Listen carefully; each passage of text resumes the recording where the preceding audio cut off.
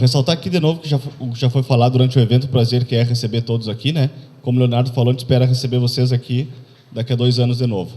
O professor Magno, ele é formado em Física pela Universidade Federal de Santa Maria, mestre e doutor em Física também aqui pela Universidade Federal do Rio Grande do Sul. Ele atua em diversas universidades aqui do estado do Rio Grande do Sul, Unipampa, UERGS, aqui e UFPEL também. Ele tem trabalhado, tem bastante experiência na área de física de partículas, trabalhado com física de altas energias. Magno, por favor.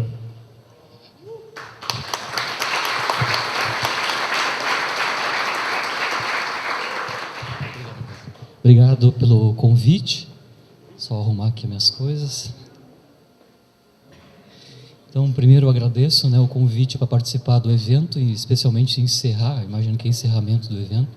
Então, eu preparei essas transparências, eu já apresentei esse seminário algumas outras vezes, né, então eu vou tentar adaptar ele para o caso específico desse evento.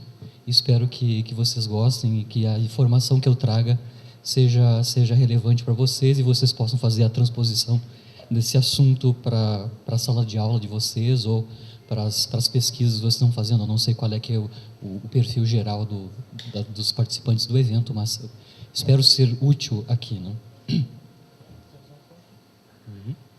Então, a ideia do seminário é dar uma visão geral para que serve o LHC, como é que ele funciona, né, e quais são as perspectivas futuras desse tipo de experimento em si, que é um colisor, né, e o que a gente espera nos próximos 30 a 30 anos nessa área de pesquisa, que é a minha área de pesquisa. Eu sou um fenomenólogo, né, de partículas, né, eu não sou experimental. O Gustavo Gil deu minicursos aqui no evento, ele é um experimental, ele atua diretamente no LHC, eu vou comentar depois. Mas a gente faz fenomenologia, eu estou há 25 anos trabalhando em fenomenologia, que é a aplicação da teoria para descrever os dados experimentais que são medidos nesses aceleradores, né?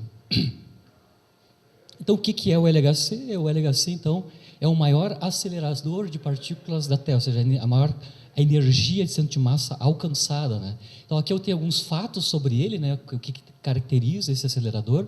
Então, ele acelera basicamente prótons, mas também íons, né? Chumbo é acelerado lá também, a gente tem heavy ions, né? Íons pesados. E num anel colisor, né? Os feixes desses prótons acelerados no LHC estão em um anel, né? Que tem 27 quilômetros de circunferência, né? E a velocidade alcançada por esses prótons e esses chumbos nesses anéis são relativíssimos, né? São uma fração, ou seja, quase na velocidade da luz. Eles não podem alcançar a velocidade da luz porque eles têm massa de repouso, né? Mas uma percentagem importante, quase 100% da velocidade da luz. São prótons e íons, né? Com velocidades ultra-relativísticas. Quase 100% da velocidade da luz. Tá? Só para ter uma ideia, com essa velocidade que eles alcançam, a gente tem até 11.000 voltas cada próton dá com essa velocidade relativística no anel de 27 km, né, por segundo, certo? Quando a gente fala colisão próton-próton, não é um próton com um próton que está dentro do acelerador, né, dentro desses túneis, né, de aceleração.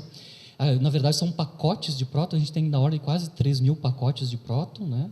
Pacotinhos, e cada pacotinho desse que vai colidir lá nos experimentos, né? Tem da ordem de 100 bilhões de prótons dentro. Cada pacote, são da ordem de 3.000 pacotes, cada pacote tem um número gigante de prótons. Então, a colisão que ocorre nos experimentos são uma taxa altíssima de colisões próton-próton, porque os feixes, né, têm cada pacotinho um número brutal de prótons, né? Ele é o lugar mais vazio do sistema solar. Eu digo vazio porque tem que ter alto vácuo, né? Então, para não ter perda de energia do feixe, certo? Aqueles prótons que estão nos pacotes, eu tenho que ter vácuo, alto vácuo, que tem em atmosfera, né, a pressão 10 na menos 9. Isso significa que o número de ocupação, né, dentro do feixe, né, está limpo, alto vácuo. Aqui só para dar uma ideia da ocupação, né, de quão vazio está o espaço para esses prótons viajarem, seria a ocupação de menos que um cupim na arena do Grêmio. Não tem nada lá para roubar a perda de energia dos prótons. Oi? Esse aqui as baratas estão jogando, os cupim estão jogando. É o cupim contra cupim, né? Mas é só para dar a ideia do vazio, né? Está dentro do feixe para não interferir na energia do feixe, certo? Também é um dos lugares mais frios do universo, né? Desculpa, não estou olhando aqui, mas é um dos lugares mais frios do universo, né? É que aqui na FIA o pessoal da teórica tem costume de rezar em latim, né? Aqui, mas às vezes tem que olhar ali, né? É que eu não estou enxergando nada, eu estou de óculos porque eu não enxergo nada, né? Sei, eu sou míope, mas eu faço que eu enxergo, eu não enxergo nada. Então aqui eu vou ter que usar óculos, senão não vou enxergar o que está escrito nas transparências. Ele é um dos lugares mais frios do universo, né? Olhando para agora para cá, né? É um dos lugares mais frios do universo, porque para eu manter esses prótons ultrarrelativísticos no feixe, eles têm que ser desviados, né? Para desviar os prótons acelerados no feixe, eu vou precisar de um campo magnético muito intenso. Tá aqui o valor, né? 8 Tesla é o campo magnético que esses prótons estão sujeitos nos dipolos, que a gente chama os quadrupolos, né? Que fazem o desvio dos seus para eles poderem andar naquele anel de 27 quilômetros circular, né? Então, para eu ter um campo magnético dessa intensidade, eu tenho que usar eletroímãs, né? Com uma corrente brutal, que é, sei lá, quase 12 mil amperes. Isso significa que a tecnologia que tem que ser utilizada tem que ser supercondutores. Então, para ter supercondutor, né, eu vou ter que resfriar o sistema. Então, quase todo o sistema aqui é resfriado a uma temperatura baixíssima, quase 2 Kelvin, né? E isso, claro, significa que eu vou ter que ter uma criogenia nunca antes imaginada, volume de material criogênico e manutenção dessa criogenia. Então, aqui eu preciso da ordem de 700 mil litros de hélio para resfriar os anéis, os dipolos e os quadrupolos que fazem a mudança de direção dos feixes, né? E mantém o anel resfriado a uma temperatura muito baixa. Claro que para acelerar os prótons ou os íons nesse anel de 27 km, claro, eu tenho que ter toda uma sequência de processos de aceleração, eu tenho que ter que gerar esses prótons, em geral você ioniza gás hidrogênio, começa a acelerar eles lentamente, então tem uma sequência de anéis aqui, de aceleradores menores, né? Aceleradores menores, até você ter uma certa energia suficiente para esses feixes entrarem no anel principal, que é onde estão localizados os experimentos. Certo? Então você precisa fazer uma sequência de acelerações, começando com prótons com baixa energia, eu vou aumentando essa energia através de coisas que chamam de boosters, né? Vão aumentando gradativamente a energia até eles chegarem na energia necessária para fazer a colisão nos anéis, né? Então, eu estava falando aqui, a gente tem 1.200 dipolos que são os responsáveis, né, para deflexão das trajetórias, e esses dipolos usam material supercondutor que tem que estar sendo resfriado naquela temperatura que eu comentei. Claro, eu não vou falar aqui das técnicas, o Gustavo, se estivesse aqui, dava mais detalhes, mas as técnicas de aceleração não são mais os usuais lá da Física 3, ou Lang, não é as plaquinhas, né, as plaquinhas lá carregadas, tem uma tecnologia nova de como fazer a aceleração desses prótons àquelas velocidades relativísticas, né? A técnica moderna é a cavidade de radiofrequência, de como é que você consegue aumentar muito a energia desses prótons, né? É para aquele nível de energia que a gente tem agora, que é da ordem de teraelectrovolts, né? Então, aqui estão as características principais do colisor, né? Como eu estava falando aqui, especificamente de prótons, mas pode ser íons também, né? O tamanho do anel e a energia máxima alcançada, que é 7 teraelectrovolts, né? 1 eletrovolt é 10 na... quantos joules? 10 na menos 19 joules, né? E você pode calcular em joules quanto é que isso equivale, né? Claro que para objetos que são quase pontuais, que são os prótons, né, muito pequenos, essa energia é muito alta, né? Aqui eu estava falando do cruzamento e a frequência de colisão, né? Estava falando dos feixes, os feixes são aquelas conjunto de bilhões de prótons, né? Então a gente tem uma frequência de choque, de interação dos grupos, né, dos bins, dos feixes, que se dá da ordem de 10 na 7 Hz, ou seja, 10 na 7 encontro de bins por segundo.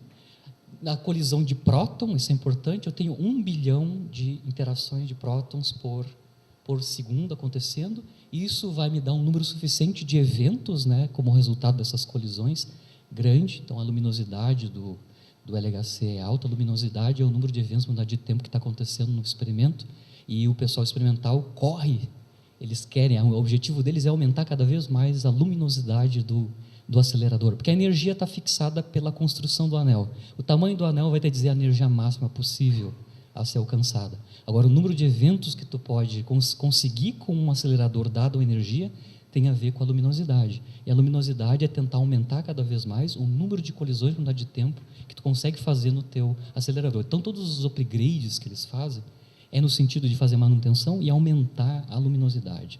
Aumento de luminosidade, tu consegue ver eventos raros. E é o que a gente quer ver, porque a gente está fazendo peneira do modelo padrão. A gente quer ver coisas, ou tentar mostrar que existe física além do modelo padrão nesse tipo de acelerador, né? Claro que depois da colisão dos prótons, a gente já sabe que os prótons não são pontuais, eles têm constituintes, né?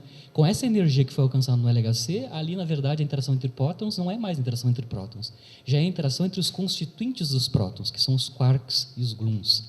Então, a gente consegue ver uma série de processos fortes e fracos que estão ocorrendo entre os constituintes do próton, certo? Numa taxa que aí vai variar, depende do processo. E é o que os experimentais medem. O que eles medem? Seção de choque, ou seja, número de eventos de um determinado processo iniciado pelos constituintes dos prótons originais do feixe. Agora aqui eu só mostrei as características de design do acelerador, né, como é que ele funciona, qual é que é a tecnologia que está por trás. Agora eu quero explicar um pouquinho, não quero explicar, eu quero comentar, né, discutir com vocês para que serve um acelerador gigante desses, com aquela energia, com aquela luminosidade. 2 pontos principais que eu vou focar aqui. Uma é a resolução dos prótons projéteis. Lembra que eu aumentei a energia até 7 teraelectrovolts, certo? Por que eu quero energias altas para minhas partículas que estão no feixe, né? Que são os projéteis e os alvos? Relação de de Broglie, né? O comprimento de onda desses projéteis, por exemplo, um próton daqueles acelerado a 7 TeV de energia, tem um comprimento de onda inversamente proporcional à energia ou momento linear daqueles prótons. Como eles são relativísticos, E igual a PC. Então, basicamente, momento é energia aqui no caso. Então, como a energia dos prótons são enorme, o comprimento de onda de Broglie, ou seja, a resolução espacial que esses projéteis têm, é minúsculo. Certo? Eu só vou dar uma ordem de grandeza de qual é que é a resolução dos prótons no LHC com energia de 7 TeV. 1/1000 do tamanho de um próton, ou 1/10 milésimo do tamanho de um próton. Se tu colocar aqui a energia do LHC, 7 teraelectrovolts, se fizer a continha do comprimento de onda de Broglie em femtômetro, isso vai dar 10⁻⁴ femtômetros. 1 femtômetro é o tamanho de um próton. Então, aqui, os prótons do feixe têm uma resolução que é 1/10 milésimo do tamanho de um próton. É por isso que ele enxerga os constituintes do próton. Ele consegue enxergar quarks, gluons, a radiação dessas coisas, tudo lá dentro. Porque a resolução é altíssima, o comprimento de onda de Broglie dos prótons do LHC é minúscula, é muito pequena, é inimaginável. A outra coisa de vantagem de ter uma energia muito grande no acelerador é criar massa de partículas cada vez mais alta. Então, como eu estou com 14 TeV, caso eu tenha 2 feixes de 7 TeV, eu alcanço uma energia de centro de massa da colisão que é da ordem de 14 TeV, 14 teraelectrovolt. Com 14 teraelectrovolt, eu consigo criar partículas que vivem por um tempo curto, claro que elas vão decair depois, né? Mas com uma massa de repouso, uma energia de repouso gigante, que não conseguiria ser criada por processos naturais, mesmo em raios cósmicos, né? Então, são esses 2 pontos principais do ponto de vista por que serve o LHC. É uma máquina que te dá alta resolução espacial e a capacidade de criar massa de repouso de partículas muito massivas que não podem ser estudadas, investigadas com baixas energias, né? Eu já vou dizer quais delas são, mas um caso clássico é o Higgs, né? O Higgs é centenas de GeVs, então eu preciso criar uma máquina que me tenha energia de centro de massa, no mínimo, um limiar de criação da massa dessas partículas, né? Se a energia é muito baixa, eu não consigo criar essas partículas e ver elas com uma taxa de evento, número de eventos razoável para eu ter a identificação experimental, ou seja, a descoberta experimental requerida estatisticamente. Então aqui é só uma picture do que está acontecendo. Como eu falei para vocês, no LHC, como a energia é tão alta, não é os prótons basicamente que estão interagindo os constituintes do próton. Aqui são uma sequência, uma picture, né, uma figura idealizada dos tipos de processos que pode acontecer, né? Então tem os dois prótons colidindo. Na colisão, que a gente chama de interação primária, o que vai ocorrer é o subprocesso, ou seja, a interação entre os constituintes do próton. Nessa figura aqui está sendo representada, por exemplo, a interação de dois gluons produzindo quarks. Lembra que quarks e gluons não existem livres na natureza, eles têm que formar novos átomos, têm que hadronizar, essa é a linguagem da física de partículas, né? Eu não consigo ver quarks e gluons livres na natureza, eles só existem ligados, em estados ligados, né? Ou seja, dentro de hadrons. Só para lembrar o que é hadron, não sei se você sabe o que é hadron. Hadron é qualquer partícula que interage fortemente. Do conjunto de hadrons, a gente classifica, dependendo do spin desses hadrons, partículas que interagem fortemente e têm estrutura. Entre bárions e mesons, bárions são hadrons de spin semi-inteiro, mesons são hadrons de spin inteiro. Então aqui eu estou interagindo dois gluons, esses geram quarks. Esses quarks não podem existir livre na natureza, eles vão ter que virar novos hadrons. Então eu tenho o processo de hadronização, né? Ou seja, a transformação dos quarks oriundos da interação original vão se hadronizar, formando novas partículas, né? Onde esses quarks estão ligados lá dentro.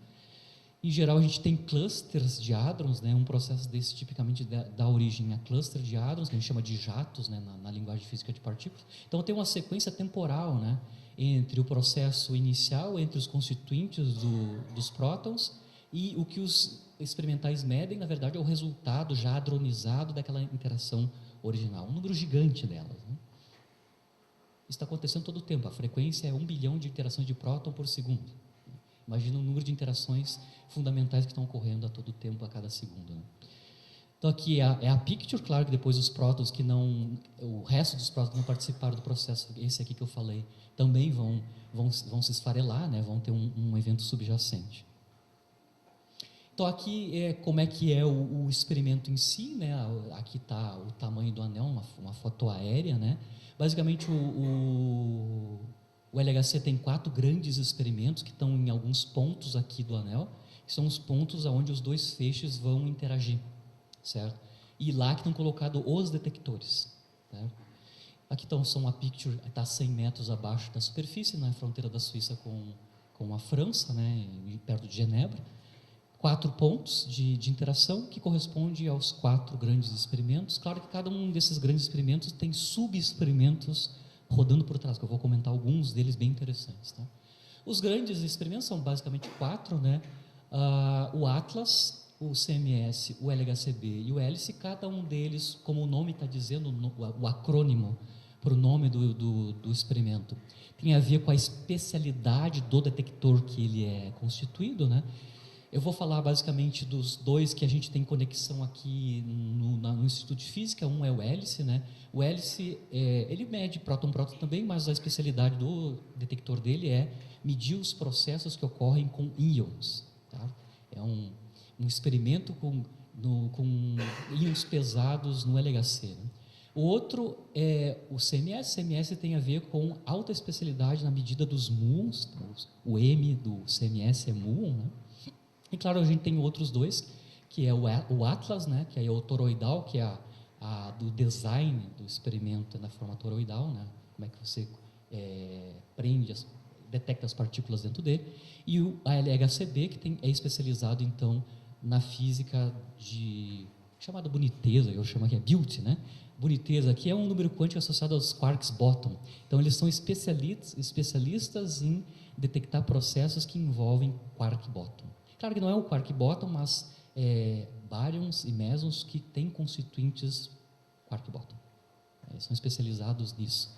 Esse experimento aqui é o que tem maior luminosidade, ele é preparado para ter alta luminosidade. Isso significa que o número de eventos aqui que eles conseguem obter é maior que os outros 3 experimentos, e significa que o LHCb, vocês vão estar toda hora ouvindo alguma descoberta nova no LHCb, porque a luminosidade dele é maior, né? E eu já vou dar uns exemplos disso logo, logo. Mas aqui, no Instituto de Física, a gente está conectado especificamente a esses dois experimentos, ao SMS e o ALICE. Só para comentar, isso foi do final do... exatamente, vai fazer 4 anos agora, no dia 16, né? Em 2015 foi assinado aqui o acordo do CERN com o Instituto de Física, ou a URGS em si, né? Aqui é a foto do evento. Aqui está a Maria Beatriz Gay, que é a professora líder do grupo experimental Hélice aqui no Instituto. Tem o professor Luiz Gustavo Pereira, né, o famoso Gugu, é um dos experimentais do Hélice, e o Pezzi, né, o Rafael Pezzi, também é o outro. Então, aqui nós temos três membros da colaboração Hélice, a professora Beatriz coordenando, e temos o Luiz Gustavo e o Pezzi como sendo experimentais associados ao Hélice. Esse é o ponto de partida do grupo experimental aqui, né? O acordo foi assinado em 2015 e agora está em todo o processo eles estão fazendo shifts, eles já foram, a parte deles já viajou, certo? Para fazer o processo prático, né, da colaboração. Como eu estava dizendo, então, o Instituto de Física está conectado ao Hélice. O Hélice, então, é o experimento relacionado com íons pesados, né? Envolve um número muito grande de países, um número muito grande de institutos e membros associados. A especialidade do Hélice é estudar a matéria criada, densa, criada nas colisões de íons pesados, são chumbo, né? Colisões de chumbo, alta densidade, se espera, ou se imagina que com essa densidade, alta densidade, eu estou criando um novo estado da matéria, que é o plasma de quarks e gluons. O plasma de quarks e gluons é o estado onde os quarks e gluons momentaneamente estão desligados, estão livres, né? Quarks e gluons livres, viram uma sopa de quarks e gluons, e claro, a existência dessa sopa de quarks e gluons vai interferir do que os experimentais medem nas colisões chumbo-chumbo lá nos experimentos, porque quando as partículas criadas cruzam esse plasma, ele interage fortemente com esse plasma e altera o número de eventos. Então, provavelmente eu vou ter supressão, avanço de coisas. Então, o que o Hélice faz é estudar em detalhes o que ocorre com esse estado de alta densidade, certo? Só para dar uma ideia das energias, no chumbo-chumbo é um pouco menor que no próton-próton. A energia de design para chumbo é da ordem de 6, 5,5 tera electrovolts, lembrando que é 14 para próton-próton, um pouquinho, quase a metade para chumbo-chumbo. As energias em chumbo-chumbo são menores, mas ainda é na escala de TeV. Alta densidade, a gente quer descrever, tentar descrever teoricamente e experimentalmente o que está ocorrendo aqui na evolução temporal do sistema. Você tem a colisão de chumbo-chumbo, provavelmente a formação do plasma, depois o resfriamento desse plasma e depois a detecção das partículas lá no estado final, que é o que os experimentais medem, e aí a gente consegue ver, estudar as características do plasma, temperatura de desconfinamento, densidade, etc., as propriedades específicas do plasma, né? Como eu disse, além do Hélice, a gente tem conexão com o CMS, a gente não tem a colaboração fixada, né, o acordo com o CMS, mas tem um professor aqui, contratado há pouco tempo, que é o Gustavo, que deu o mini curso aqui no evento, né? Ele é membro do CMS, né? E ele está fazendo as pesquisas deles associado ao CMS aqui. Ele gosta dessa foto aqui, né? Eu podia botar aqui, ele tinha um gatinho. Ele é uma foto que tem um gatinho lá, mas eu botei essa aqui que é mais, né? Mais tchan. Ele está no elevador, eu achei. Claro que eu poderia falar também o que faz o CMS. O CMS é um experimento mais amplo que o Hélice, né? Mas, especificamente, o Gustavo, ele tem uma certa robustez da parte da teoria, da fenomenologia, né? Porque ele e um colaborador dele, né, que é o Denterrio, e ele mesmo, publicaram há um tempo atrás, acho que foi em 2013, há uns 10 anos atrás, né, a possibilidade que no LHC se detectasse um processo muito, muito, muito raro, que é colisão ou espalhamento luz-luz, certo? Luz-luz interagindo, produzindo luz-luz. Isso no eletromagnetismo clássico e também na QED é um processo que não pode ocorrer naturalmente, porque o fóton não acopla com o fóton na QED. Mas, se você pensar que os fótons têm flutuações, aí você precisa de uma energia alta densidade de fótons, né, para interagir. Essas flutuações dos fótons podem interagir e você produzir um estado final que é de 2 fótons. Então, interação luz-luz produzindo luz-luz, ou seja, fóton-fóton produzindo fóton-fóton. que é um processo bem raro. Eles predizeram qual é que seria o número de eventos no LHC se fosse feita essa medida, né? Então eles fizeram todo um estudo fenomenológico, o David e o Gustavo, publicaram isso numa revista importante, né, que é a Physics Review Letters, em 2013, né, como predição do que vai acontecer no LHC. E ocorreu o ano passado, o ano retrasado, final do ano retrasado, né, meio do ano retrasado, a colaboração, que não é o CMS, é a colaboração Atlas, mediu experimentalmente, né, o processo gama-gama indo em gama-gama, ou seja, espalhamento luz-luz, e um processo chumbo-chumbo no Atlas, ou seja, confirmando a predição experimental do Gustavo e do Denterria lá em 2013, certo? E aí eles estão indo para a galera, né? Eles conseguiram predizer uma coisa que foi medida experimentalmente no experimento. Então a gente tem dois experimentos, dois grandes grupos aqui no Instituto. Um é o hélice, formalmente constituído com um acordo internacional, e o CMS. Agora, no mês que vem, vai ter um concurso dessa área em física experimental de altas energias, tem uma vaga, né? Uma vaga a mais no mês que vem. Vamos ver qual o grupo que vai pingar aqui, não sei se é o CMS ou o hélice ou qualquer outra coisa, vai aparecer. Então a gente vai ter um incremento de um pesquisador a mais experimental específico nessa área de altas energias. Não é a minha área, eu sou um fenomenólogo. Estou comentando o que tem em física de altas energias aqui. Sério, eu não sou experimental. Né? Como é que se realiza, então, só um sketch de como é que funciona o processo de detecção experimental deles, né? Aqui é a foto do CMS quando ele está aberto, que agora está aberto, né? Já vou comentar. Como é que esse pessoal detecta as partículas produzidas naqueles processos de interação, já quando eu já tenho os hadrons ou os decaimentos desses hadrons, né? É uma cebola gigante, são várias camadas de detectores específicos que detectam determinados tipos de partículas. Então, quando a gente mostra a foto do corte transversal do experimento, do detector, né, você consegue ver que é tipo uma cebolinha. Né? Cada camada dessas é constituída por um tipo de detector específico, que detecta um tipo específico de partícula. Por exemplo, aqui tem algumas delas que são detectadas, né? Por exemplo, os muons, eles têm um tempo de vida grande dentro do detector, né? Eles vão longe aqui.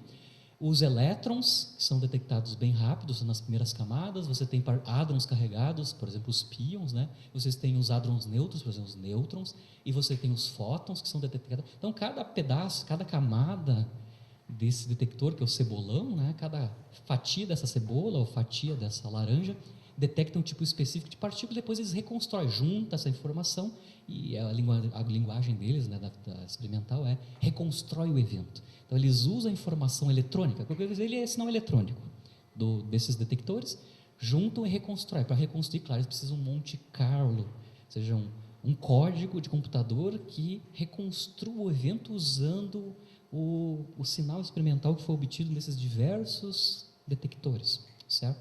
Claro que eles não medem tudo, o experimento tem que selecionar, ele não pode ficar pegando tudo que acontece lá. Tem um dispositivo-chave nesses experimentos que é o trigger. O trigger, então, ele escolhe daquele número de eventos que eu consigo detectar aqui nos detectores, eles selecionam os mais razoáveis, né, e guarda.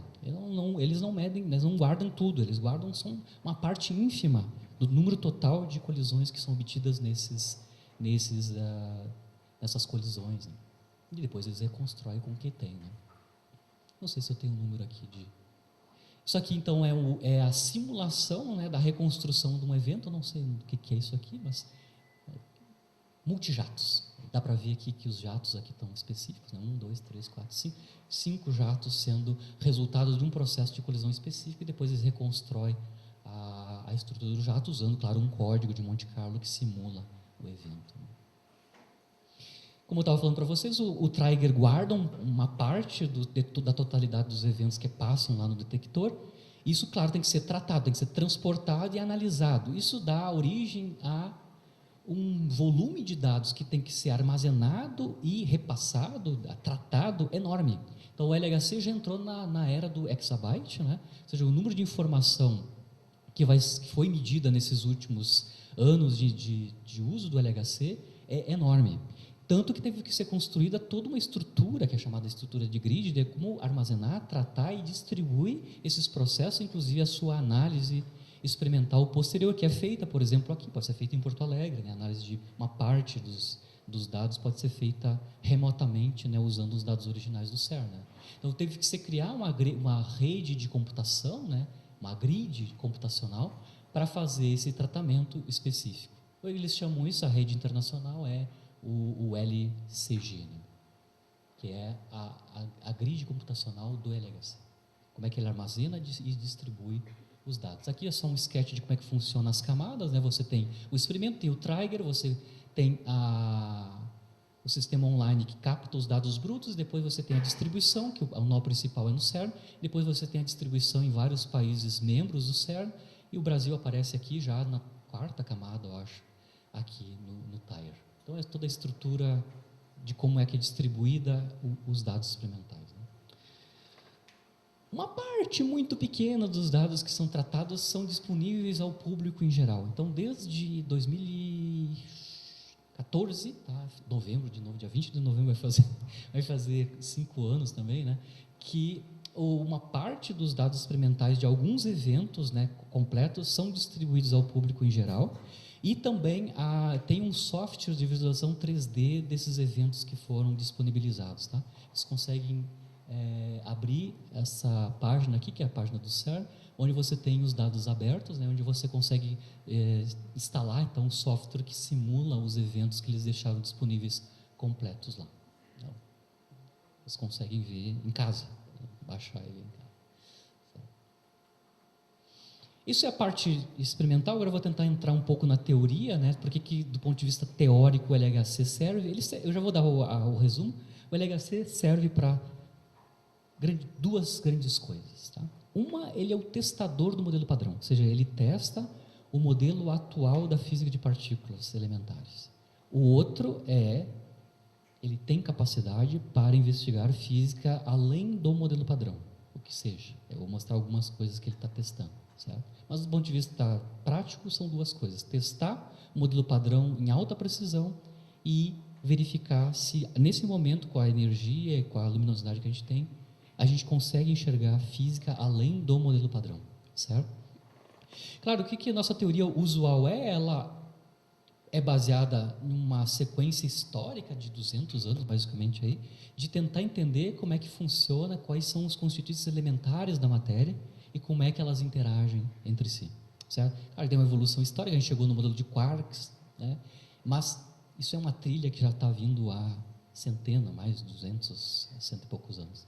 Pelo menos no último século, teve um avanço importante desse estudo da investigação dos entes fundamentais da matéria e a sua interação, as grandes interações, né? As interações fundamentais. Certo? Isso aqui é um resumo, né, do que é o modelo padrão, o que a gente consegue descrever, ou seja, aqui é o resumo nessa tabela, é o resumo das partículas elementares, ou seja, não constituintes nesse momento. Né?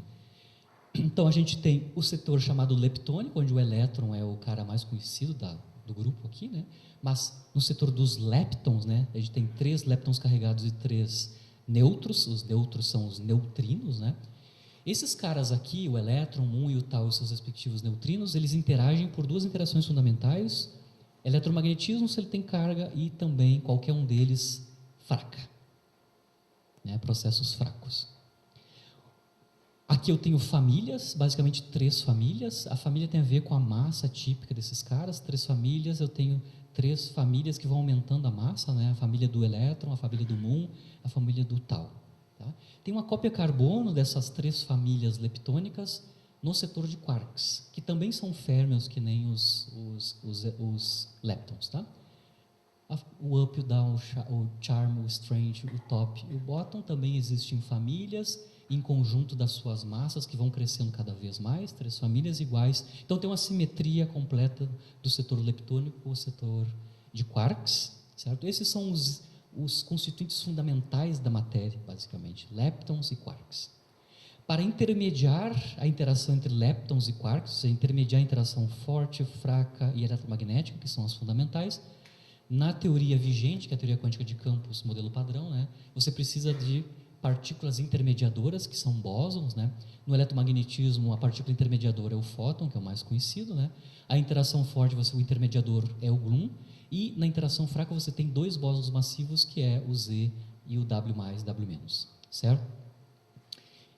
Como é que a gente pensa as interações agora, do ponto de vista de uma teoria quântica de campos, né, que é o que está por trás do modelo padrão?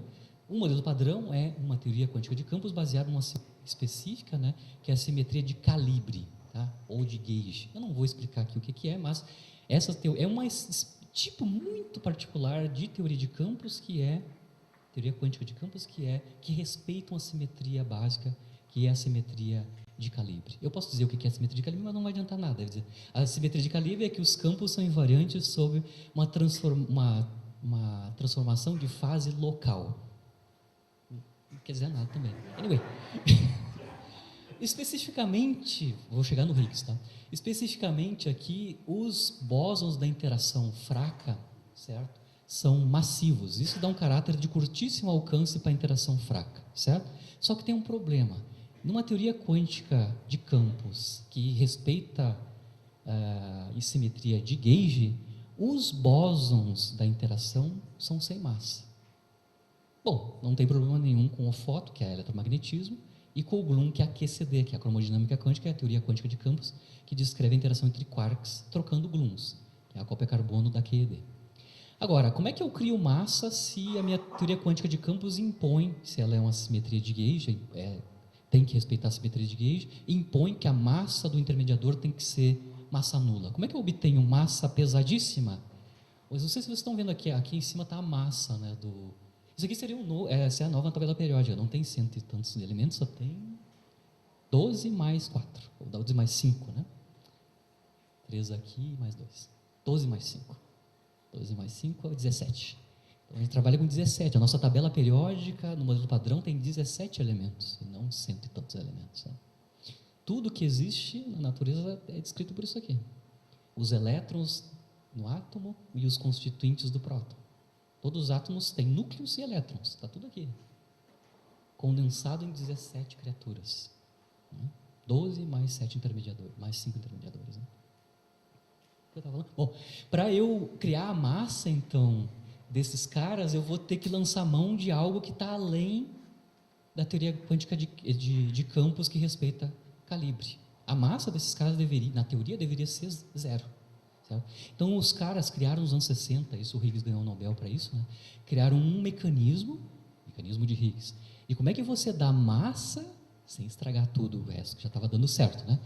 Como é que você cria, partindo de bósons sem massa, você dá massa para esses caras aqui e não estraga tudo que de bom que já tinha na teoria original? Isso é o que está por trás da quebra espontânea de simetria, que está por trás do bóson de Higgs, ou do campo de Higgs. Né? Então, você introduz um campo adicional, que é o campo de Higgs, o quantum desse campo é o bóson de Higgs, que é o intermediador desse campo, é o bóson de Higgs, e esse Higgs é detectado no experimento se eu tenho luminosidade e energia para criar esse bóson.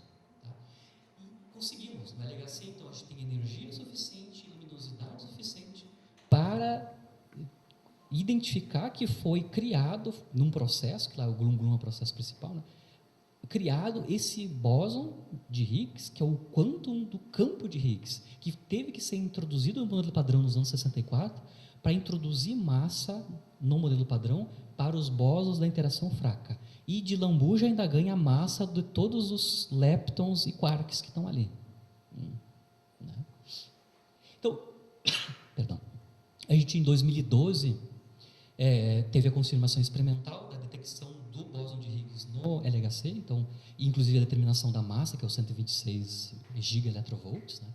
É uma festa, né? No ano posterior, o Higgs e os colaboradores, né? Os outros caras associados ao mecanismo de Higgs, criar massa para os bósons, viam a quebra espontânea de simetria do modelo padrão original, né? Sem massa para os bósons. A gente confirmou, então, e eles receberam o prêmio Nobel no ano seguinte. Então, fechou tudo que era esperado sobre o modelo padrão das partículas elementares, ou seja, a descrição do eletromagnetismo, da interação fraca e da forte. E o último ente que estava faltando para fechar a teoria era a identificação do bóson de Higgs experimentalmente. Ele funcionava teoricamente, mas eu precisava de detecção experimental para confirmar que a hipótese original estava correta, certo? Claro que agora, depois de 2012, como houve a confirmação experimental, agora o pessoal está estudando os detalhes finos das propriedades do bóson de Higgs, né?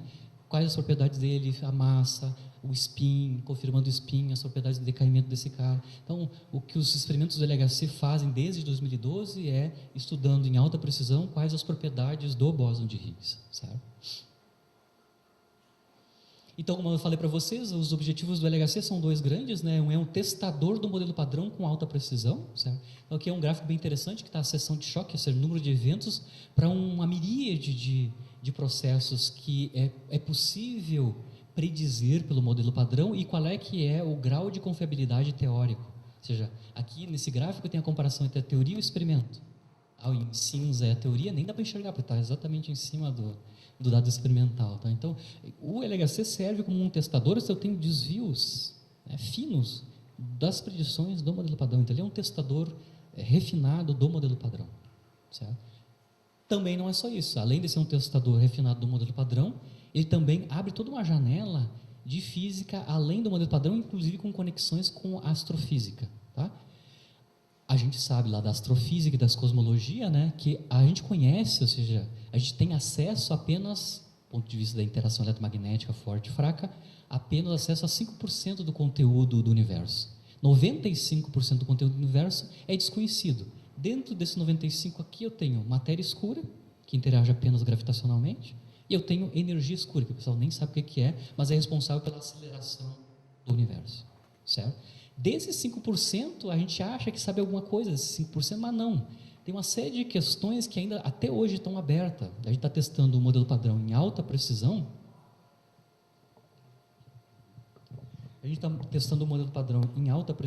Mas tem uma série de questões em aberto que a gente não sabe responder. Por exemplo, aqui eu fiz uma lista, mas vocês podem acompanhar essa lista, ela é infinita quase, né? Mesmo no que a gente conhece, os 5% que a gente conhece. Por que tem predomínio de matéria sobre antimatéria? Não se tem uma explicação teórica razoável até o momento, né? Qual é que é a origem daquela divisão de massa nas famílias? Por que tem uns caras menos massivos e outros mais massivos formando famílias de massa? Não sei por quê, isso é um problema. Por que a carga do próton do elétron é uma invertida com a outra? A característica das cargas das partículas, né? Como é que eu unifico, se é que tem que unificar, né? Como é que eu unifico as interações fundamentais? Eu posso unificar a interação forte com a fraca e a eletromagnética? Tem um pessoal que diz que sim e dão receitas como, né? Isso é importante na evolução cosmológica do universo, para entender lá o início e também para entender o fim, o fading do universo, né? Eu preciso saber o que está acontecendo num regime onde as energias são altíssimas, onde o pessoal que advoga que tem unificação das forças, os acoplamentos, a intensidade das interações são de mesma escala. Agora não é, né? Em baixa energia, o eletromagnetismo é diferente da intensidade da interação fraca, que é diferente da interação forte. Os acoplamentos são diferentes, né? Em algum momento poderia estar igual, par de igualdade as três interações. Eu não falei, mas o modelo padrão não inclui a gravitação. Esse é um outro grande problema em aberto, que não tem solução ainda. Como é que ele introduz a gravitação dentro de uma teoria quântica de campos para englobar as outras três que já tem aí? Isso é uma coisa em aberto ainda, né? Se tem mais geração de partículas, a gente sabe que tem 3 gerações, pode ter mais. Se ficar aumentando a energia, vai aparecer mais gente lá, mais quarks mais pesados, ou leptons mais pesados, setores mais massivos, existe ou não? São perguntas. Bom, aqui é infinito o número de perguntas. Tem dimensões mais que as 4? 3 espaciais e uma temporal? Existe. Tem pessoal que faz proposição que sim, que existe e dá inclusive prescrição do que vai acontecer, se tem e como eu meço essas dimensões extras, certo? Bom, eu não vou entrar aqui, é uma lista muito grande, só nesses 5% está em aberto. Isso é física além do modelo padrão, né? Como eu estava falando, os outros 95% ele não sabe nada, que é a matéria escura e a energia escura. Da matéria escura, o LHC ainda consegue dar uma ajudinha, certo?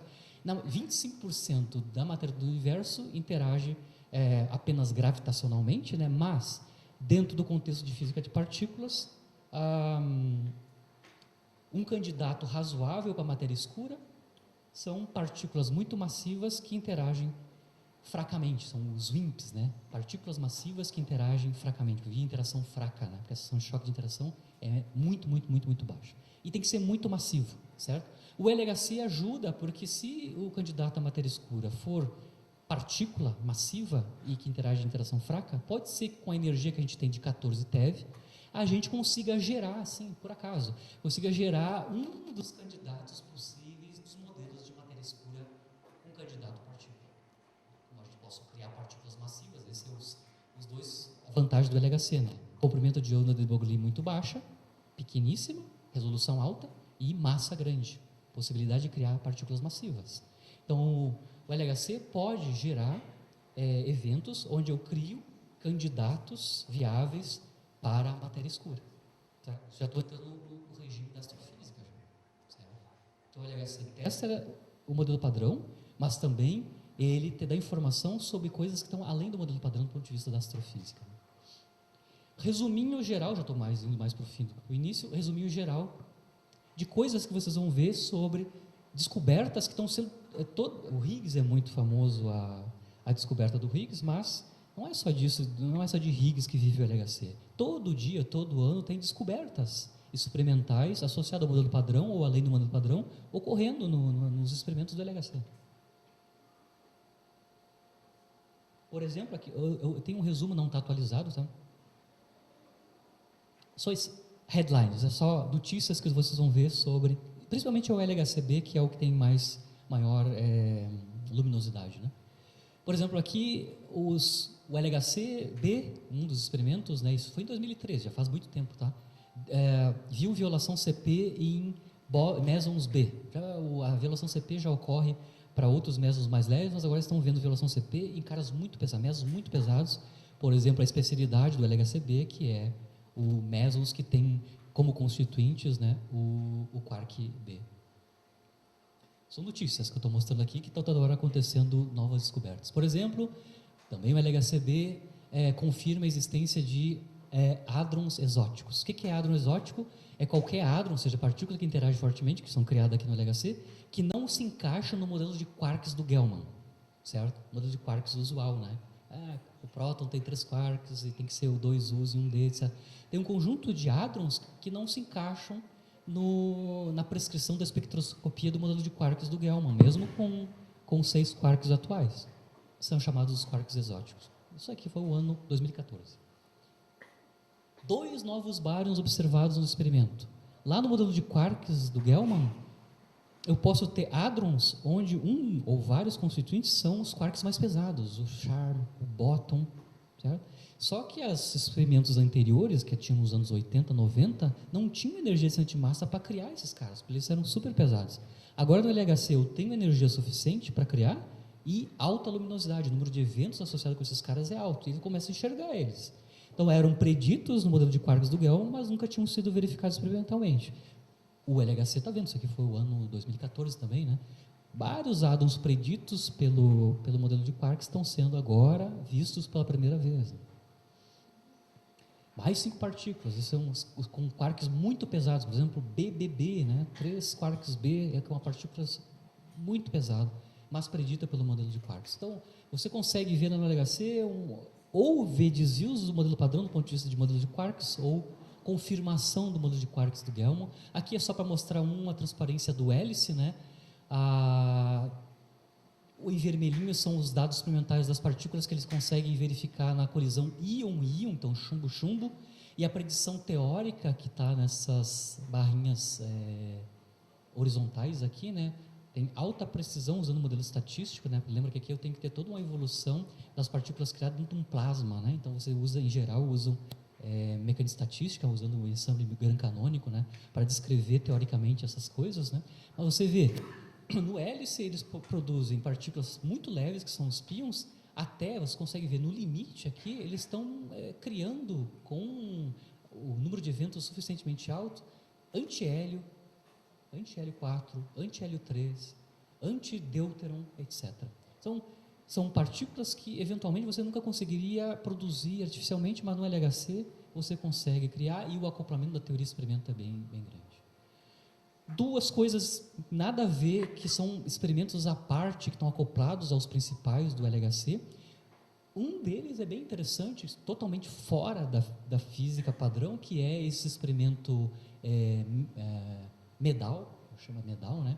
Esse experimento é um experimento específico para tentar detectar ou verificar se há produção de monopolo magnético, certo? E outros tipos de partícula que tenha. Então, tem um experimento que está acoplado com o LHCb, né, que é dedicado à verificação se há produção de monopolo magnético ou não. Física completamente fora do... Não é nem modelo padrão, é fora da física eletromagnetismo clássico. Né? Vai violar lá a equação divergente de B igual a zero das leis de Maxwell, né? Uma das leis de Maxwell. Por exemplo, um dos experimentos.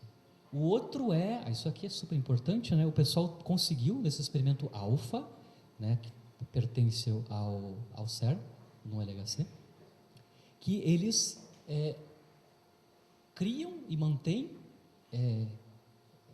chama de trapeado, né, trapping, ou seja, mantém estável por um certo tempo, né, antiátomo, ou seja, eles conseguem criar antihidrogênio. Antihidrogênio, o que é? O hidrogênio é um próton e elétron ligado com esse próton. O antihidrogênio é um antipróton e ligado a ele é um pósitron. O antipróton é a antipartícula do próton e o pósitron é a antipartícula do elétron. Então, eu tenho um antiátomo. Então, esse experimento alfa, já há alguns anos, consegue... O pessoal você é do Rio, né? Rio de Janeiro. Acho que tem um... Isso, tem o Lenz, né? Ele faz parte dessa colaboração alfa, né? E eles conseguem manter, por um tempo razoável, né, antiátomo. Inclusive, eles fazem a mensuração das raios espectrais, né? Que nem faz com o hidrogênio. As linhas espectrais desse antiátomo. Parece que o acoplamento é super igual, é uma cópia carbono do hidrogênio. Então, o pessoal já está analisando antiátomo e estudando as propriedades desses antiátomos. Ou seja, eles criam artificialmente antimatéria do ponto de vista atômica, antiátomo mesmo. E uma das coisas que eles estão estudando aí é que se a antimatéria se comporta igual à matéria do ponto de vista gravitacional. Porque os testes experimentais da gravitação é só com matéria. A antimatéria se comporta igual? Bom, aí você tem que entrar na parte do CERN do alfa, ou ver a palestra do Lenz. Ele esteve aqui esse ano passado, né? O Cláudio Lenz, lá do Rio de Janeiro. Ele deu uma palestra aqui sobre exatamente a física que está sendo feita no alfa. Certo? Então, é só para resumir, tudo que é possível encontrar no LHC, confirmação, alta precisão do modelo padrão, física além do modelo padrão e coisas incríveis, tentar detectar monopolo, tem um experimento para fora isso, e manipulação de antimatéria, ou seja, antiátomos. Certo? Eu sei que eles, não sei se já estão fazendo isso, ou vão fazer, né? Tem o núcleo de hélio e eles estão trocando um dos elétrons por antipróton. Que é uma coisa estranha, né? Que eu não sei o que eles querem fazer com isso daí, mas deve servir para alguma coisa muito específica. Mas a manipulação de índice de hidrogênio já existe há bastante tempo. Falei tudo que está correndo agora, tudo que elas transparências, o que fizeram agora, o que vem para o futuro. Tá? Nesse momento, eles estão num que eles chamam de long shutdown, é um desligado por um longo período para manutenção e upgrade dos experimentos. 2 anos, desde o final do ano passado até todo esse ano e o ano que vem, uma parte do ano que vem, vai tá fechado os experimentos, né, para os upgrades. Certo? Aqui é só uma escala de o que vai acontecer, já vai ter um outro upgrade lá para o 2025, né, um grande shutdown em 2025. Por quê? Porque em 2026 está previsto o LHC partir para a sua versão de alta luminosidade. Ou seja, eles querem preparar a máquina para ter um número de eventos, né, por unidade de tempo, enorme. Vocês vão ter que mexer no feixe, né, tem que aumentar o número de beams e o número de prótons dentro daquele beam para eu ter mais colisão. Então, aqui é só a escala de tempo aonde a gente está. A gente está, nesse momento, num long shutdown para manutenção e upgrade dos experimentos, e depois a gente vai ter rodar mais alguns anos, e depois, em 2026, a gente vai ter uma versão robusta, com maior luminosidade, mais eventos, mais física nova vai aparecer, além do modelo padrão, nesses anos vindouros até 2035, por aí. Isso é a escala de tempo curta, tempo médio. Certo? É andar até uma versão de alta luminosidade. Agora, aqui está só para vocês entenderem o que eu estava falando no início do seminário. Eles estão correndo sempre atrás de aumentar a luminosidade, o número de eventos. Né? Aqui está a linha de evolução da luminosidade desde que começou a entrar em funcionamento o LHC e a previsão que eles têm até o final do RAM de alta luminosidade. O crescimento é basicamente exponencial. Então, aqui em 2026 vai começar todo o RAM de alta luminosidade, né? O número de eventos lá vai aumentar por um fator 10, pelo menos, comparado com o que a gente tem agora. Ó. A gente está aqui e a luminosidade vai lá para cima. Tá? Luminosidade alta significa que eu posso medir eventos muito, muito, muito raros. Então, o LHC vai trazer novidades, provavelmente, né? Estou fazendo propaganda para eles, mas não preciso fazer propaganda, não interessa. Mas vai ter eventos mais raros sendo medidos depois, certo? Aqui, então, que ele está mostrando, né? Tem um problema que eles vão ter que resolver aí, tá? Já está no limite a questão do grid ali para tratar os dados. Eles vão precisar aumentar a luminosidade no número de eventos, isso significa que vai ter mais dados. Então, aqui está a ordem de grandeza que vai aumentar o número de dados para ser lidado. Comparado com agora, ele vai aumentar de 2 ordens de grandeza. O número de dados que vai ter que ser processado. Negócio. Então, não sei como é que eles vão resolver isso aí, mas vão resolver. Com certeza vão resolver. Isso é o tempo médio, agora eu vou para o tempo futuro. Aí é longo termo mesmo, depois estou terminando, tá? A alta luminosidade. Tá? Depois da alta luminosidade vai vir o quê? No LHC e no mundo. Certo? Bom, o que eles preveem no LHC é que depois que terminar esse RAM 2035, 2038, do alta luminosidade, não vou aparecer nunca ali que eu estou sempre aqui rezando a missa em latim, eu quase nunca vou olhar para a câmera ali. Né?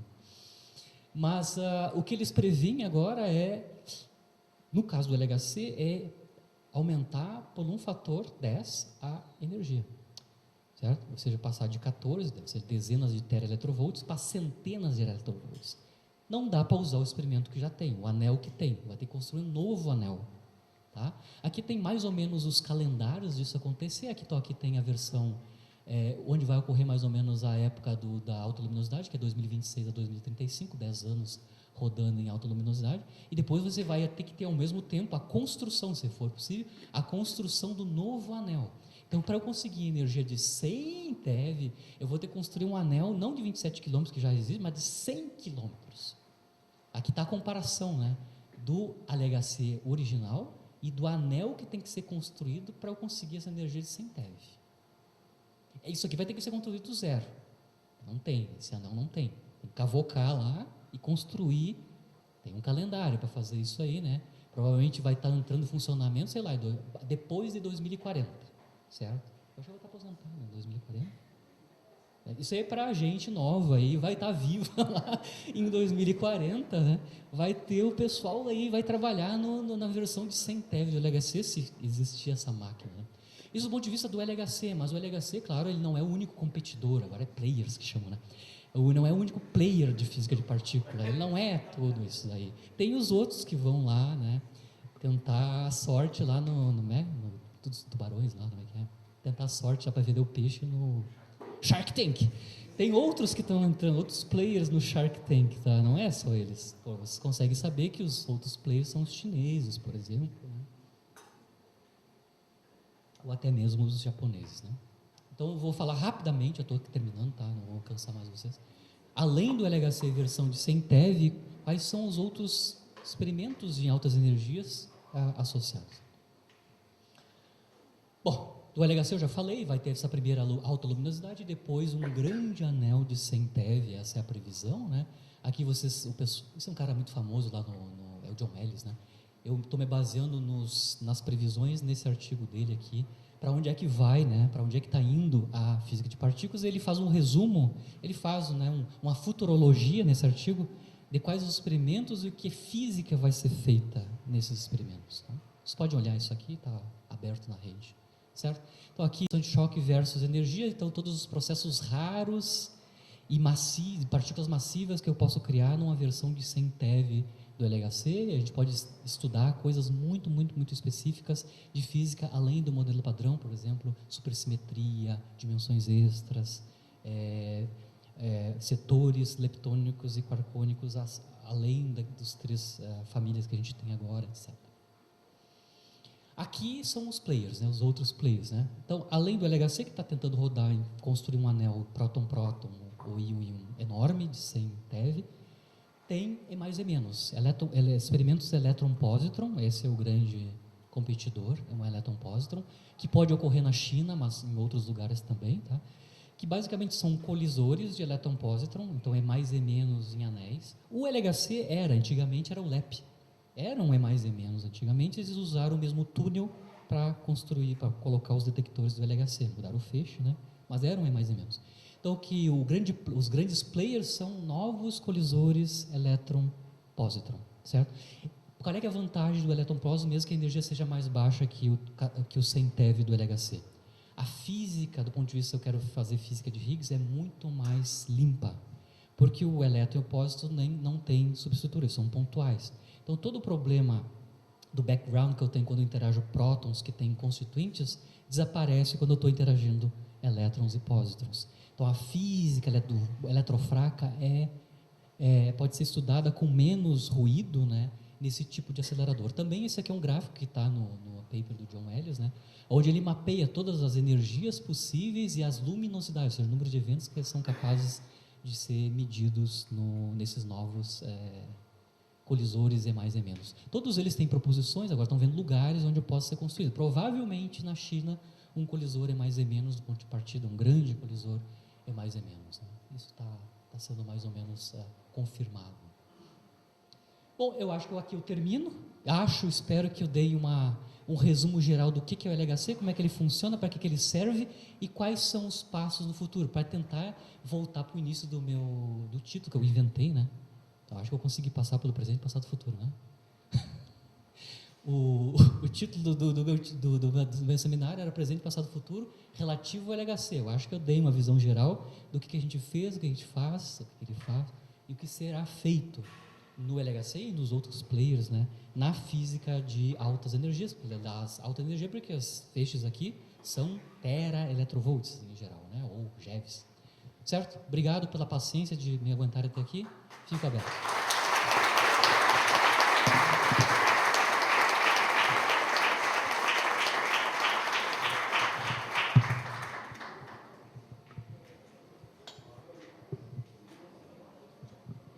Magno, obrigado pela conferência. Acho que não resta dúvida nenhuma que a gente está falando, sim, da fronteira do conhecimento em física, né? Mas, enfim, vamos abrir agora para a sessão de perguntas, de comentários, tá? Só levanta a mão que eu levo o microfone para quem quiser fazer um comentário, alguma pergunta para o Magno.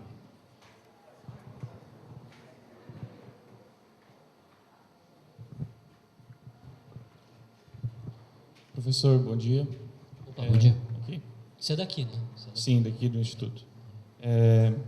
Antes do LHC entrar em funcionamento, ainda em construção, a promessa das más línguas é que os experimentos iam destruir o nosso planeta. Sim, né? verdade. Por gerar um buraco negro que engoliria a Terra. Então, a pergunta que eu quero fazer é: por que os experimentos do LHC não destruíram a Terra? É porque eles estavam errados, né?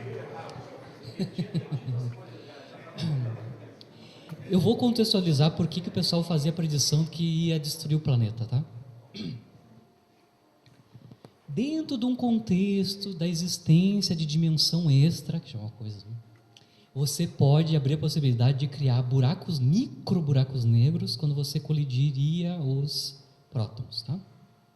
Então, dentro do contexto da teoria de dimensões extras, você abre a possibilidade de poder criar mini buracos negros na colisão de prótons, certo? Por que não ocorreu?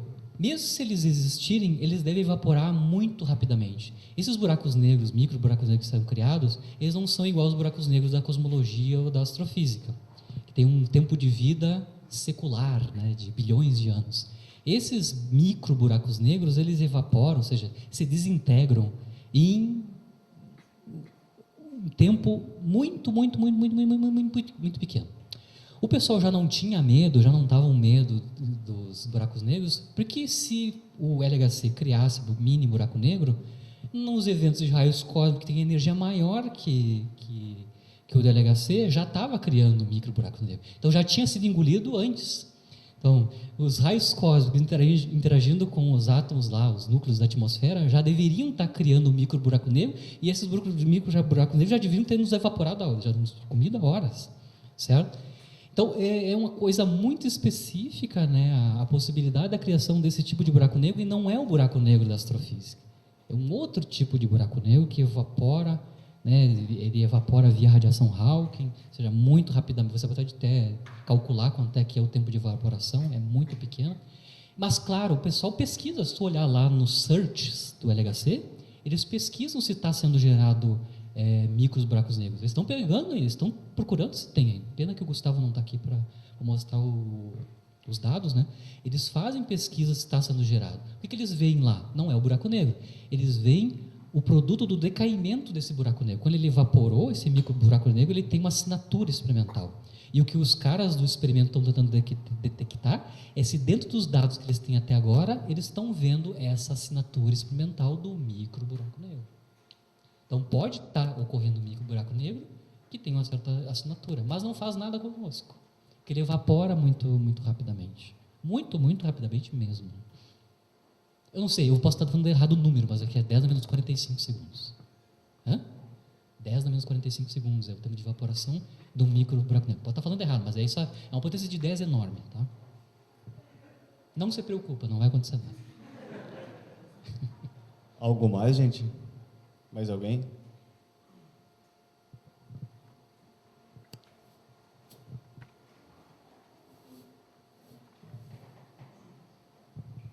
Além do micro buraco negro, tinha uma geração de outra partícula que tem a ver com chamada strangelets. Esses strangelets, que são partículas que poderiam ser produzidas no LHC, ia dar a catástrofe igual também. O pessoal tem que fazer a continha. Não, mas aí o número de eventos é baixíssimo, esses caras vão decair e não vai acontecer nada. Não era só o buraco negro, tinham vários outros partículas que seriam geradas que são problemáticas. Um deles é o strangelets. Oi, eu sou o Ariel, sou professor do Colégio Mesquita, e eu tenho uma questão sobre a partícula mediadora da gravidade, no caso o graviton, né? O futuro do LHC, desse acelerador de partículas, poderia contribuir para o descobrimento desse graviton? Ou o senhor acha que é por outro caminho, não pela aceleração de partículas, que ele será descoberto, se for? Bom, a questão do graviton é bem problemático. Eu posso falar com clareza isso, porque eu acabei de fazer um artigo, faz uns 2 anos, tá? Produção de graviton em colisores E mais e menos, para esses futuros dos chineses aí, né? Dos players novos. Eu calculei qual é que é a seção de choque, ou seja, é possível medir graviton produzido em colisões E mais e menos por fusão de fótons. Eu calculei isso, mas tem um problema antes. Eu estou vendendo o meu peixe, ou seja, eu estou tentando vender um artigo, mas não é esse o assunto, tá? A questão do graviton, lembra? Eu mostrei lá o modelo padrão. O modelo padrão é uma teoria quântica de campos que descreve, do ponto de vista relativístico e quântico, eletromagnetismo, interação fraca e interação forte. A gravitação não está aí. Por que a gravitação não está aí? Porque eu ainda não tenho uma teoria quântica de campos para a gravitação, se é que eu preciso dela. Imagino que sim, porque quando eu vou fazer cosmologia e eu vou para o início do Big Bang, onde a energia e a temperatura é enorme, os efeitos quânticos da gravitação têm que ser colocados. Então, do ponto de vista da cosmologia, eu necessito uma teoria quântica de campos da gravitação. Qual é que é o problema de quantizar a gravitação? Certo? Do ponto de vista da relatividade geral, que é o paradigma de gravitação agora, né? É que a gravitação, do ponto de vista da realidade geral, não é interação usual que a gente está acostumado. A gravitação tem a ver com geometria do espaço. O pessoal até tenta quantizar o espaço. Essa é uma das possibilidades de quantização da gravitação. A relatividade geral é quantizar o espaço. Isso é uma coisa. Então, por esse caminho não vai dar. Mas aí o pessoal volta para a física de campo fraco, onde a gravitação é muito parecida com o eletromagnetismo, né? Uma lei do inverso quadrado da distância é atrativo. Vamos supor que eu estou com aquele... É igual ao eletromagnetismo. Se eu quantizei o eletromagnetismo, é igual quase, eu posso quantizar a gravitação também. Pensando que ela é uma força, né, fundamental, igual ao eletromagnetismo clássico, né? Eu tenho gravitação clássica também. Vamos tentar quantizar. Não dá certo. Nos anos 60, o pessoal tentou quantizar a gravitação newtoniana, ou a versão fraca da relatividade geral. Ela chega numa teoria, eu consigo quantizar. Só que o problema é que a teoria gerada, ela tem um problema grave, que ela é não renormalizável. Ou seja, eu não consigo remover os infinitos da teoria. Na QED, na QCD, na teoria eletrofraca, a gente aprendeu como remover os infinitos da teoria, que é o processo da renormalização. Não vou entrar em detalhes, mas é para varrer para baixo do tapete. A gente faz com alta precisão esse processo de limpeza. Como é que eu boto para baixo do tapete, dentro das constantes físicas, os infinitos da teoria? Todos eles eu consigo fazer isso. Só que a quantização da gravitação, se ela fosse uma força fundamental igual ao eletromagnetismo, eu não consigo remover os infinitos. Se eu não consigo remover os infinitos, eu não consigo fazer predição para isso. A minha seção de choque, lá, a minha predição do observável é infinito e eu não consigo resolver essa divergência. Certo? Então, tenho dois problemas para tentar construir uma teoria quântica da gravitação. Se eu vou para a relatividade geral, não é um campo. Se eu vou para a teoria clássica, eu até quantizo, mas dá errado. Aí o pessoal está aí, não é a minha área, mas o pessoal está tentando construir uma coisa que fazendo igual o Bohr. O que o Bohr fez? Ele fez física semiclássica, ou seja, pegou física clássica, eletromagnetismo, e botou umas filigranas de quântica. Você quantizou o momento angular. Isso é uma física semiclássica. E fez predições. O que o pessoal da gravitação está fazendo é isso. Pega a relatividade geral, bota uma pintadinha de quântica lá e vê o que dá. Então, eles já estão nesse nível, né? Está voltando o modelo de Bohr. Estão voltando o modelo de Bohr. Então, a gravitação é um problema aberto e eu não vejo nos próximos 30 anos que resolva completamente. Ou eles abrem mão de quantizar a gravitação, ou a linha vai ser essa. O grande boost que vai dar é nessa gravitação semiclássica. Né? Acho que eu tentei explicar por que não está incluído no LHC. O LHC, ele estuda a dimensão esse, etc, mas a gravitação não, ele está fora da caixa. A gravitação está fora da caixa dentro das interações fundamentais. Eu acho que tentei dar o porquê. Explicar porquê. Né? Mais perguntas? Algo mais, gente?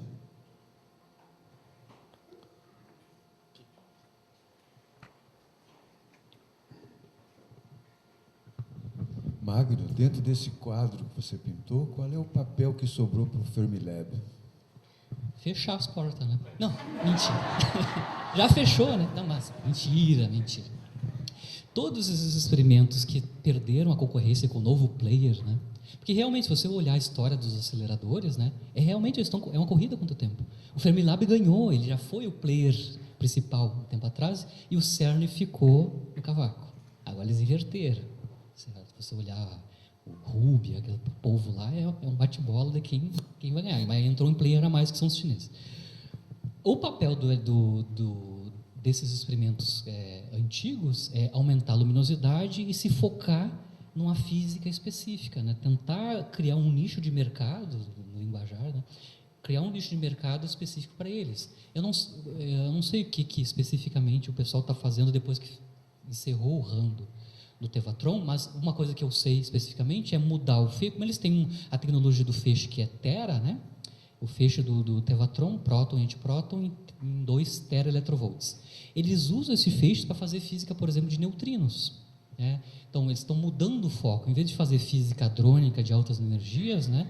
Eles estão usando a sua tecnologia de feixe para fazer, por exemplo, física de oscilação de neutrinos. Por exemplo, tem um monte de experimentos sendo construídos e em funcionamento no Tevatron, não no Tevatron, mas cuja base é no Tevatron, tipo Minerva, que estuda a função de estrutura de neutrino, o DUNE, que o Brasil está pesado, tem colaborações importantes em São Paulo, acho que no Rio deve ter também, que trabalham no DUNE, que é usando feixes do Fermilab,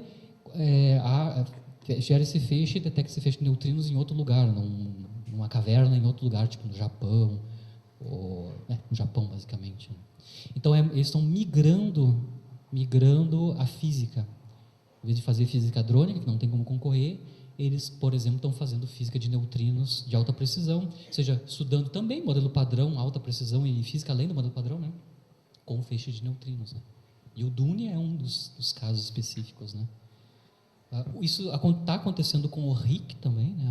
Eu não falei, mas o RIC era o colisor de íon mais pesado que existia, era 200 TeV, agora morreu porque o LHC está com 5 TeV, certo? O RIC tem que se reorganizar, ele vai ter que inventar um menu de física usando o que eles já têm e que seja competitivo fora do que já está sendo feito nos outros aceleradores, né?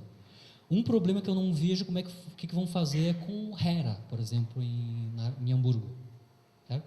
O Hera foi o experimento que deu mais informação sobre o conteúdo de quarks e gluons nos nucleons. Ele está fechado desde, sei lá, faz 5 anos. Eles estão migrando para outra coisa, usando os feixes. Tem que mudar a lojinha tem que mudar de nome, vai ter que fazer outro. Mas isso está acontecendo aqui, tem aqui em Viamão, eu sei, que tem um cara que é restaurante, pizzaria, shopping center. Você tem que diversificar o seu negócio, se não dá para concorrer com o cara da van lá, tem que diversificar o negócio. Magno, vai te relançar como coach quântico, eu vou te contratar. Uma pergunta. Coach quântico. Ganhei mais dinheiro. Hadrônico. Uma pergunta, Magno. Não é coach quântico, é coach de teoria quântica de campos. Eu estou um nível além deles. Eles estão só na quântica no relativismo, eu já estou na teoria quântica de campos. É a pós, né? Eu sou o Darth Vader já desses caras aí. Eu tenho uma pergunta seguinte, nós tivemos uma conferência com o professor Novaes que ele falou sobre a inteligência artificial, o impacto que isso está tendo na ciência.